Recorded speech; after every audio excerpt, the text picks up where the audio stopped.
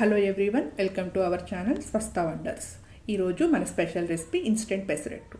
ఇందులో ఎక్కువ protein content ఉంటుంది. ఈ పెసలు నానబెట్టవలసిన అవసరం లేదు, అప్పటికప్పుడు చేసుకోవచ్చు. దీనికోసం ఒక గిన్నెలో 1 కప్పు ముడి పెసలు తీసుకోవాలి, 2 స్పూన్ల శనగపప్పు, 3 స్పూన్ల బియ్యము, 1 స్పూన్ మినప్పప్పు, 1/2 స్పూన్ మెంతులు వేసి నీళ్లు పోసి 4 to 5 టైమ్స్ నీట్గా వాష్ చేసుకోవాలి. ఒక మిక్సీ జార్లో ఈ కడిగిన పెసలన్నీ వేసుకుని ఇందులో కొంచెం అల్లం, పచ్చిమిర్చి, టేస్ట్కి సరిపడినంత ఉప్పు, 1/2 స్పూన్ జీలకర్ర వేసి సరిపడినంత వాటర్ వేసుకుని మిక్సీ చేసుకోవాలి. ఈ పిండిని మరీ మెత్తగా మిక్సీ చేసుకోకూడదు, కొంచెం బరకగా మిక్సీ చేసుకోవాలి. స్టవ్ పైన ఒక ప్యాన్ పెట్టుకుని హీట్ అయిన తర్వాత అందులో కొంచెం పిండి వేసి దోశలాగా వేసుకోవాలి. ఇది మందంగా వేసుకోవాలి.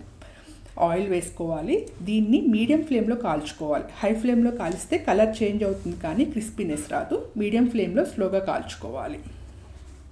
ఇది కొంచెం కాలిన తర్వాత ఫ్లిప్ చేసి వెంటనే మళ్ళీ మనం తీసేసుకోవాలి. ఈ పెసలు నానబెట్టుకోకుండా అప్పటికప్పుడు చేసుకుంటాం కాబట్టి స్లోగా డైజెస్ట్ అవుతుంది. దీనివల్ల మన బ్లడ్లో షుగర్ లెవెల్స్ కూడా పెరగవు, త్వరగా ఆకలి వేయదు. పెసరట్టు రెడీ అయిందండి.